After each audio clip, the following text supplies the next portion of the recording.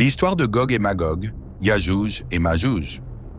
L'histoire de Yajouj et Majouj, Gog et Magog, est un récit fondamental mentionné dans le Coran et la Sunna, et constitue l'un des signes majeurs de la fin des temps. Ils sont décrits comme des peuples innombrables, descendants d'Adam, caractérisés par leur chaos et leur corruption sur terre. L'histoire se divise en trois parties essentielles. 1. La construction du rempart par Dhul-Qarnayn, Surat al-Kahf. Le récit commence avec le voyage de Dhul-Qarnayn, celui qui a 2 cornes. Un roi juste que Dieu a doté d'une grande puissance et de tous les moyens nécessaires pour voyager.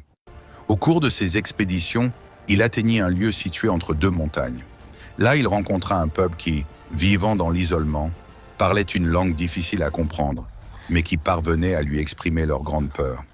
Ces gens se plaignirent amèrement à Dhul-Qarnayn de Yajouj et Majouj, affirmant qu'ils étaient des fauteurs de troubles et de corruption qui dévastèrent leur terre. Ils lui proposèrent de le payer, un tribut, s'il acceptait de construire un rempart, un barrage, pour les séparer de ces tribus. Dhul-Qarnayn, refusant la richesse, répondit avec humilité et droiture: « Ce que mon Seigneur m'a accordé est meilleur que votre tribut. Aidez-moi seulement par votre force physique, et j'érigerai entre vous et eux un remblai. » Quran Otuz Sekiz Doksanbesh. Il entreprit alors la construction du rempart avec une technique particulière, comme le décrit le Coran, utilisant 2 matériaux essentiels. L'empilement du fer. Il ordonna de lui apporter des morceaux de fer qu'il empila entre les 2 parois des montagnes, comblant entièrement l'ouverture. Une fois le fer nivelé, pour égaliser l'espace entre les 2 versants, il dit « Soufflez !»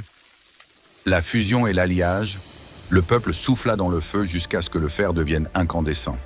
À ce moment précis, Dhul-Qarnayn demanda la 2e matière. « Apportez-moi du cuivre fondu, al-Kitr, que je le déverse dessus. » Quran Otuz Sekiz Doksan Alt. L'alliage du fer en fusion et du cuivre liquide créa un rempart d'une solidité extraordinaire, impossible à escalader pour sa hauteur et impossible à percer pour sa robustesse. Dhul-Qarnayn conclut alors: « Ceci est une miséricorde de mon Seigneur. Mais lorsque la promesse de mon Seigneur viendra, il le réduira en poussière. Et la promesse de mon Seigneur est vérité. » Coran Otuz Sekiz Doksan Sekiz.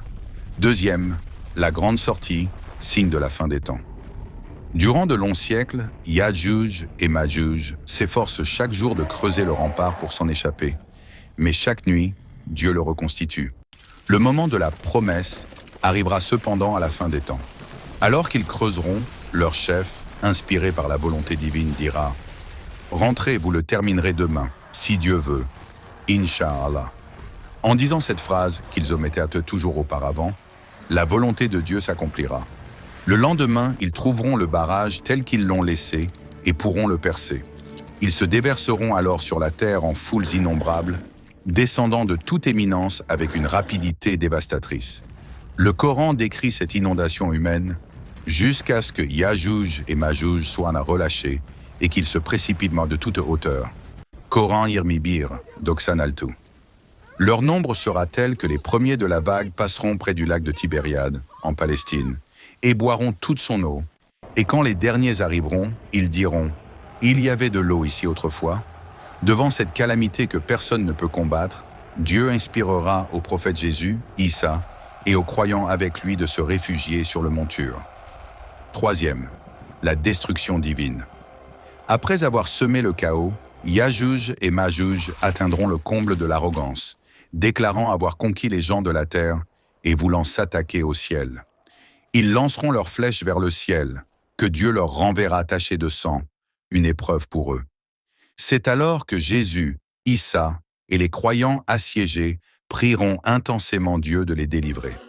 Dieu exaucera leurs prières et enverra contre Yajouj et Majouj de petites créatures, des vers appelés An-Nagaf, qui attaqueront leur cou ou leur nuque. Ils mourront tous en un seul instant. La terre sera alors couverte de leurs cadavres et de leur puanteur. Dieu enverra ensuite de grands oiseaux pour emporter les corps et les jeter là où il voudra, puis une pluie torrentielle descendra pour